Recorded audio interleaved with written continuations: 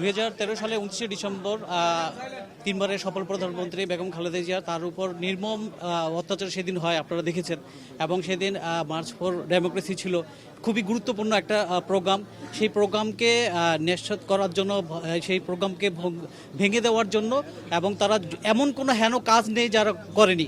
Even তিনি তিনবারের প্রধানমন্ত্রী, তার বাড়ির সামনে বালুর ট্রাক, এটা আসলে শুনতেও খারাপ লাগে। এটা বাংলাদেশের ইতিহাসে একেবারে নজিরবিহীন ঘটনা। এটা আমরা কারো বেলায় এক্সপেক্ট করি না। শেখ হাসিনা স্বৈরাচার ছিলেন, আমরা তারও বেলাও কিন্তু চাই না যে তার বাড়ির সামনে বা তার অফিস কার্যালয়ের সামনে কিন্তু বালুর ট্রাক নিয়ে আসা হয়। এটা খুবই নির্মম এবং নিন্দনীয়, ঘৃণিত।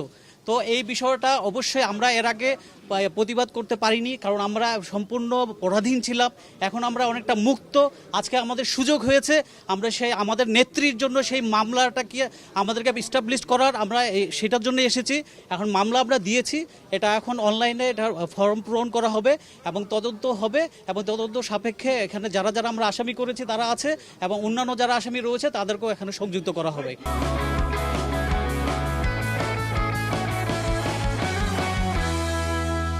সাবেক স্বৈরাচার প্রধানমন্ত্রী শেখ হাসিনা 1 নম্বর প্রধান আসামি করে এখানে 113 জন আসামি দেওয়া হয়েছে, ডিক্লেয়ার করা হয়েছে, এবং অজ্ঞাতনামা আরও 240 থেকে 300 জনের মতো আসামি করা হয়েছে, এবং বাকি বিস্তারিত আপনারা পেয়ে যাবেন।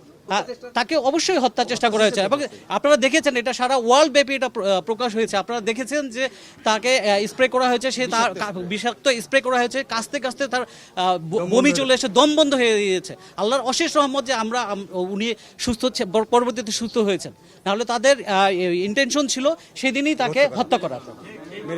এটা আমি আমার পক্ষ থেকে সপদোন্নতি হয়ে আমি কাজ করেছি। আমি দীর্ঘদিন কাজ করেছি। আমি 1992 সালে কলেজ ছাত্র সংসদে সর্বাধিক ভোটপ্রাপ্ত ছাত্রনেতা। আমি ইউনিভার্সিটি ছাত্র দলের নিয়মিত ছাত্রনেতা। আমি হলের প্রেসিডেন্ট ছিলাম, সেক্রেটারি ছিলাম। তারপরে আমি এই তথ্য মামলার কাজ করছি, এবং এখন আমি সেন্ট্রাল কৃষক দলেতে আছি। এটা আমার নৈতিক দায়িত্ব হয়ে গেছে। এটা আস্তে আস্তে সিনিয়ররা এটা ক্যাপচার করবে আমার বিশ্বাস, এবং অনেকেই আগ্রহী হবে এই মামলা করার ব্যাপারে, কারণ এটা একটা চরম অপরাধ। ওখানে যারা উপস্থিত ছিল, ওখানে আমরা যারা সেদিন উপস্থিত ছিলাম, আমরা সবাই সাক্ষী হিসাবে আছি।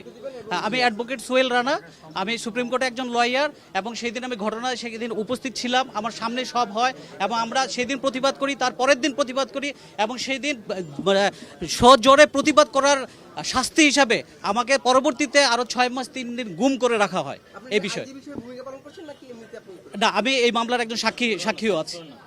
আপনারাও সহযোগিতা করবেন আমার বিশ্বাস। সাংবাদিকদের হিসেবে 1 মিনিট আমি বলি, আমাদের সাথে গুলশান থানার সাবেক তিতুমির কলেজের ভিপি আছে, এবং আমাদের শামসু ভাইও আছে, এবং এই অঞ্চলের মানুষ যারা উইটনেস ছিল তারাও আছে। শামসু ভাইও আপনি কিছু করতে পারেন।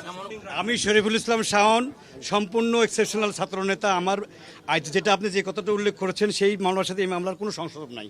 এখানে ওরকম কোনো কিছু নাই। এটা সাবেক প্রধানমন্ত্রী বেগম খালেদা জিয়াকে হত্যা চেষ্টা করা হয়েছিল, সেই বর্ণনাটা দেওয়া আছে। আপনারা এফআইআরটা পড়লে বুঝতে পারবেন। কোর্স আমরা মনিটর করবো। এটা কিন্তু আমাদের হেডেক না। That is monitoring will be concern the police will be concern. Police যদি ওটাকে করে, পুলিশ অবশ্যই অ্যাকুয়েস্ট হবে।